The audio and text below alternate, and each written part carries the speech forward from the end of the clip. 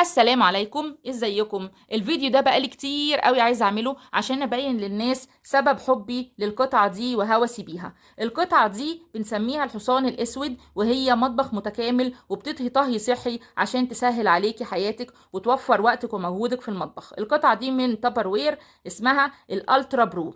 القطعه دي بجد يا جماعه قطعه رائعه، لازم تقتنيها في مطبخك.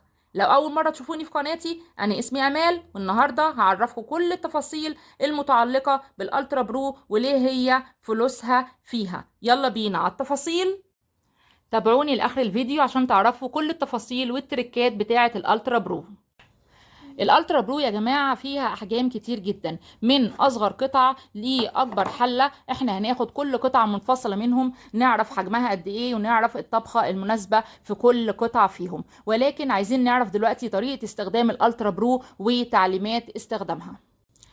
الالترا برو دي يا جماعه القطعه دي حله بلاستيك بتدخل الفرن وبتدخل الميكرويف، بتدخل التلاجة، وكمان بتدخل في الفريزر. طب ازاي يا امال حله بلاستيك وهتدخل الفرن؟ اكيد هتسيح. لا يا جماعه، البلاستيك ده بلاستيك حراري من تابر وير. البلاستيك الحراري ده بيستحمل درجات السخونه العاليه وكمان درجات البروده العاليه. طيب احنا هنستخدمها ازاي في الفرن؟ المفروض ان احنا لما بنحطها على شبكه الفرن، مش بنحطها ولا على الرف العلوي ولا على الرف السفلي اللي هو الصاج اللي تحت، عشان الشبكه بيبقى فيها فتحات من تحت، فالفتحات بتساعد ان يدخل فيها تهويه للحله، فتقدر ان هي تستحمل درجات الحراره وتقدر ان هي تطبخ لنا الاكله بتاعتها بكل امان وبكل يسر.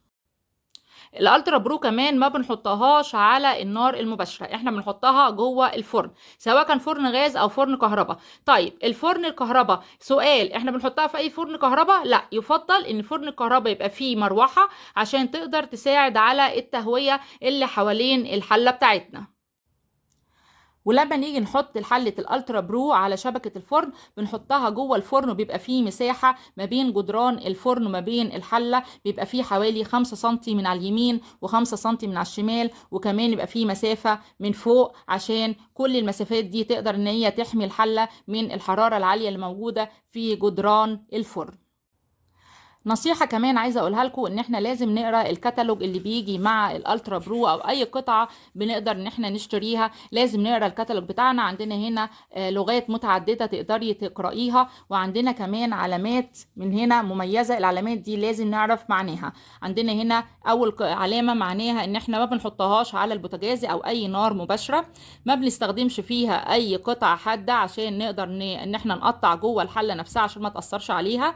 بنحطها في غسالة الأطباق عشان نغسلها، بتستحمل درجة البرودة العالية. ما بنحطهاش تحت الشواية لأنها تعتبر نار مباشرة. بنحطها في الفرن، بنحطها في الميكروويف، وكمان بنستخدمها في تحضير الطعام، وبتستحمل درجات الحرارة من -25 يعني البرودة القصوى لموجب 250 اللي هي السخونة العالية. في بعض الالترا بيجي معاها كتالوج ريسيبيز، ان احنا بنشوف فيها الوصفات من جوه، وبتبقى موجوده فيها المقادير وطريقه التحضير، وكمان بيبقى عليها العلامات المميزه اللي قلنا عليها. وكمان زياده عن العلامات اللي قلنا عليها في الكتالوج، ان هو بيقول لنا بينصحنا ان احنا نستخدم جلافز واحنا ماسكين القطعه، لانها طبعا بتبقى سخنه وهي خارجه من الفرن. ولو استخدمنا الميكروويف، نصيحه ان هو يبقى على 800 واط. ميزة الالترا برو كمان ان هي بتسوي الاكل، بتطهيه بطهي صحي بدون اي دهون خالص. طب ازاي؟ المفروض ان احنا الحلة بتبقى عندنا، وبنحط من تحت شرايح الخضار اللي هي بصل او طماطم او جزر، وبعد كده بنحط الاكل اللي احنا عايزين نطهيه وبنقفل عليها الغطا.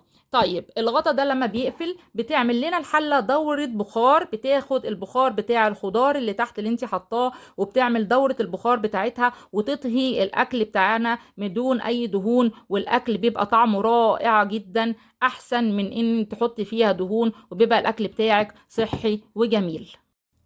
طب ليه بنسمي الالترا برو مطبخ متكامل؟ لانها بتسوي وبتحمر وكمان بتشوي. طب ازاي؟ احنا عندنا قلنا يا جماعه ان الالترا برو دي من البلاستيك الحراري. عندنا القاعده هيبقى فيها الاكل بتاعنا، وبعد كده هنحط عليها الغطا ده برضو من البلاستيك الحراري، فالغطا ده يعتبر بالنسبه لنا هو الشوايه اللي هتحمر لنا الاكل. لما بنقفل عليها الغطا بتعمل لنا دوره البخار من تحت، بتسوي الاكل اللي جوه، وكمان الحراره اللي بتنزل من الغطا بتنزل على الاكل الاكل فبتحمر لنا الاكل، سواء كنا حاطين فراخ او لحمه او ممبار. اول قطعه معانا القطعه القطقوطه دي، القطعه دي 500 ملي، القطعه دي مربعه زي ما انتم شايفين شكلها، وبتقضي فرد واحد او بتقضي طفلين. القطعه دي بسميها المنقذ. انا مره كنت بعمل مكرونه بشاميل واتبقى شويه مكرونه، حطيت فيها المكرونه البشاميل وسويتها وحطيتها على رف التلاجة. تاني يوم دخلت الميكروويف اتسخنت، قسمتها قطعتين لاولادي وقدمت لهم واكلوا فيها بكل سهوله ويسر. ممكن نعمل فيها ايه؟ ممكن نعمل فيها كوبايه رز لو انت بتاكلي نوع رز معين مثلا والاسره ما بتاكلوش. ممكن ان احنا نسوي فيها، نعمل فيها اكلات كتير جدا، ماكن تشيز زي ما قلت لكم، بشاميل، ممكن ان احنا نعمل فيها كريم كراميل، نعمل فيها كريم بروليه ام علي، نعمل فيها الانواع الكيك. وكمان بتبقى حلوه قوي للمولتن كيك لما بتقلبيها ويبقى الشكل بتاعها جميل جدا ومنسق، فممكن تعملي فيها كمان المولتن كيك. القطعه دي كمان للاسره الكبيره زي ما قلنا بتبقى القطعه المنقذ، ان انت لو عايزه تعملي صنف واسرتك ما بتحبوهوش ممكن تعملي الصنف ده على قدك انت بس في القطعه، وتقدر ان هي تنقذك على طول. القطعة التانية اللي معانا قطعة دائرية، والقطعة دي ساعتها اللترية 1.5 لتر. القطعة دي برضو بتعمل فيها كل حاجة، بس بتبقى حلوة لما بتعملي ممبار او بتعملي 3 حمامات، بتقضي فيها ان انت تحطي فيها 3 حمامات، او بتعملي فيها ممبار، او بتعملي فيها كمان المحاشي. المحاشي بتبقى حلوة فيها بما انها شكل دائري، ولما تيجي تقلبيها على السفرة يبقى شكلها متناسق وجميل. طيب احنا عندنا كمان التركة التانية اللي موجودة في الالترا برو، ان انت لازم تسيبي فيها حوالي سنتي او سنتي ونص مساحة فارغة ما يطلعش الاكل عنها، عشان لما اغطي الغطا تقدر يبقى فيه مساحة لدورة البخار اللي هتشتغل، ويقدر الاكل كله يستوي معايا. حتى لو كان فيه اكل بيستوي في وقت كتير او وقت قليل، بتسوي كل الاكل تسوية واحدة وبيطلع جميل. طب لو انا عايزة الحلة بتاعتي، لا انا عايزة مقدار اكبر وعايزة املاها لغاية فوق، طيب هتستوي ازاي؟ ممكن نعمل تركاية بسيطة، ان احنا بدل ما نحط الغطا بتاع الحلة بنجيب حلة تانية زيها اللي هي برضو بتبقى ساعتها 1.5 لتر، وبنستخدم الحلة دي هي الغطا بتاع الحلة بتاعتنا.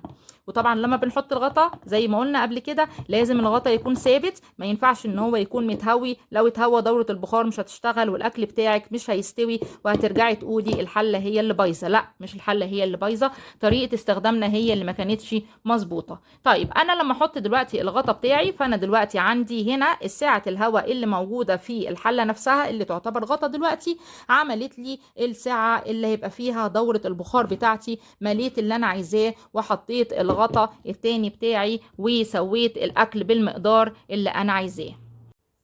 القطعة الشيك اللي معانا دي، القطعة دي مربعة زي ما احنا شايفين، وسعتها اللترية 2 لتر. القطعة دي عشان شكلها المربع بتبقى متناسبة جدا لما بنيجي نعمل بشاميل او بنعمل صينية الجلاش او بتعملي حلويات زي ما بتعملي مثلا ام علي فيها، فدي بتسمح لك ان انت تقدري تقطعي فيها الحاجة بتاعتك بشكل المربع بتاعنا. وكمان بيتحط فيها 4 حمامات.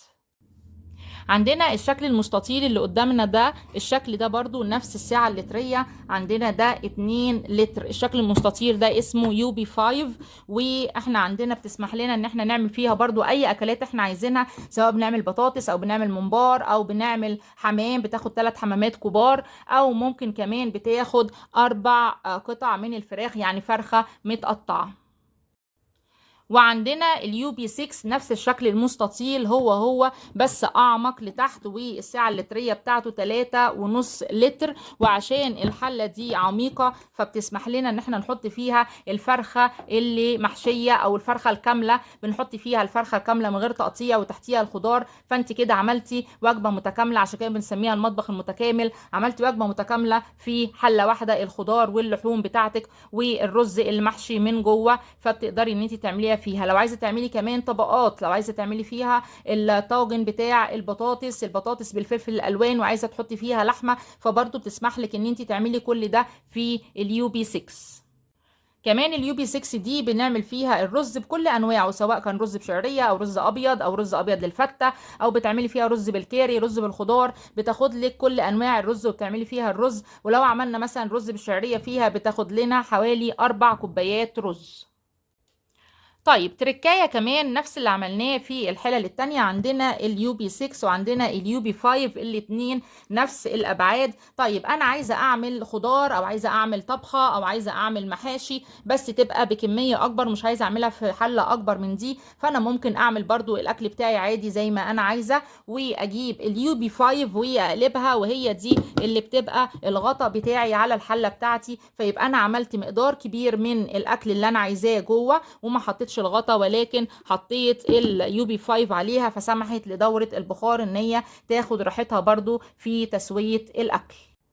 والتركات ما بتخلصش مع تبروير. طب انا يا امان لو عايزه اعمل خضار ولحوم بس انا مش عايزه اعملهم في حله واحده، عايزه اعمل الخضار لوحده واللحوم لوحدها، ينفع؟ اه طبعا ينفع. عندنا اليو بي 6 بتاعتنا عشان عميقه بنحطها تحت، بنحط مثلا صنف الخضار اللي احنا عايزين نحطه، بنجيب الغطا بتاعنا بدل ما نحطه معدول بنقلبه ونغطي بيه اليو بي 6 بتاعتنا، وبعد كده نحط اللحوم اللي احنا عايزينها هنا، وبنجيب اليو بي 5 اللي هي 2 لتر ونقلبها تبقى هي الغطا بتاعنا. يبقى عندنا الغطا بقى قاعده، وعندنا القاعده بتاعتنا بقت غطا، وعندنا كده فعلنا ميزه الطهي الطبقي. نكبر بقى العيلة بتاعتنا ونكبر الصواني بتاعتنا. دي اليو بي 8 الشكل المستطيل الكبير، ساعتها اللترية 3.3 لتر. احنا بنسميها كبيرة لان هي صينية زي ما احنا شايفينها، بتبقى صينية كبيرة، الابعاد بتاعتها كبيرة، فبتاخد معانا لفة الجلاش بتاعتنا، بنعمل فيها بشاميل كبير بحجم كبير، بنعمل فيها اللازانيا بتاعتنا، بنعمل فيها وبرده بنطهي فيها لو حطينا عليها الغطا، بنطهي فيها بتاخد من فرخة ونص لفرختين متقطعين على حسب حجم الفراخ، بتاخد من 7 حمامات ل8 حمامات، وممكن كمان اكبر على حسب حجم الحمام بتاعنا. بنعمل فيها المحاشي، بنعمل فيها الاكل كله بتاعنا. ولكن نخلي بالنا لو احنا عاملين اكلات المفروض ان هي فيها لبن، يعني زي البشاميل زي الكيك، المفروض ان احنا ما بنستخدمش الغطا بتاعنا، بنستخدمها زي الصينيه زي ما احنا عاملينها. بتدينا طعم رائع، بتدينا طعم رائع، ما فيهاش بخار، ما فيهاش طهي بالبخار، ما فيهاش دوره بخار، ولكن الحله نفسها يا جماعه عشان هي ما بتتفاعلش مع الاكل بتدي الاكل طعم جميل وخفيف. طيب يبقى احنا كده عرفنا معلومة الألبان ان احنا بنستخدمها لما بنعمل رز معمر او نعمل حاجة ما بنحطش عليها الغطا خالص. نيجي بقى للحلة الجامبو، نفس الأبعاد الصينية المستطيلة ولكن عميقة، وسعتها اللترية 5.7 لتر. بنسميها الحلة الجامبو لأن هي بتبقى لعيلة كبيرة، لو عايزة تعملي فيها كمية كبيرة، محاشي كمية طبخ عايزة تعمليها، عندك عزومة بتنفعك في العزومة وبتعمل فيها حاجات كتير جدا. بنسميها الحلة الجامبو كمان ليه؟ لأن هي بيتعمل فيها البطاية الكبيرة العظيمة. عندنا بطاية كبيرة كده ممكن نعمل فيها البطاية بتاعتنا تستوي من جوه ويبقى اللحم بتاعها طري وجوسي وجميل، ينزل لنا الصوص الكتير بتاعها المركز، بناخده وبنحط عليه ميه مغليه وبنستخدمه شوربه وبنطبخ بيه. وكمان الغطا لما بنحطه من فوق بيحمر لنا البطايه بتاعتنا وتبقى البطايه المحمره العظيمه، عملناها مع بعض قبل كده على القناه. طيب بطايه وبس؟ لا، دي جامبو، ممكن كمان نحط فيها ديك رومي. الديك الرومي بيتحط فيها برضه عشان هي عميقه وكبيره، بنحط فيها الديك الرومي بتاعنا. طب لو هو الديك الرومي مبطرخ كده يا امال هنعمل فيه ايه؟ الديك الرومي لو مبطرخ هنعمل نفس التركايه اللي عملناها في الحلل الصغيره. هنعمل ايه؟ بدل ما نحط الغطا بتاعها هنجيب اللازينيرا، هنجيب اللازانيا اللي هي اليو بي 8 اللي هي 3.3 ونقلبها عشان تغطي لنا الحله كلها، يبقى الديك الرومي المبطرخ بتاعنا موجود جوه هيستوي واللحم الجوسي بتاعه جميل، ونحط عليها الغطا عشان يدينا مساحه من فوق، ما يبقاش الديك الرومي لازق في الغطا، يسويه كويس ويحمر الوش بتاعه الجميل. نفس التركايه اللي عملناها في الحلل الصغيره هي هنا. لو عايزين نعمل طهي طبقي ونعمل صنفين مش مع بعض في حله واحده، هنحط الصنف الكبير عندنا تحت، وبعد كده هنقلب الغطا وهنحطه فوقيها، ونحط هنا الصنف التاني اللي احنا عايزين نطهيه ونحط عليه الغطا بتاع اللي هي القاعده بتاعه اللازانيا، يبقى عندنا الطهي الطبقي بتاعنا شغال برضو في الحجم الكبير. نيجي بقى للقطقوطه بتاعتنا. القطقوطه بتاعتنا دي اسمها الالترا كيش. القطر بتاعها عندنا القطر بتاع الالترا كيش 23 سنتيمتر، وطبعا من اسمها باينه عشان بنعمل فيها الكيش وبنعمل فيها البيتزا، بنعمل فيها الفطاير، وكمان مش بس كده، احنا ممكن نعمل فيها كمان الحلويات، بنعمل فيها البسبوسه، بنعمل فيها ام علي، بنعمل فيها كنافه بالكريمه. طيب لو انا عايزه اعمل تورتايه حلوه عندي كده في البيت وعايزه اظبط الحجم بتاعها، بعمل فيها المقدار مرتين عشان يطلع لي عندي الارتفاع بتاعها ده، بيعمل لي طبقتين الكيك، وبعد كده من جوه بحط الحشوه اللي انا عايزاها واشكلها زي ما انا عايزه.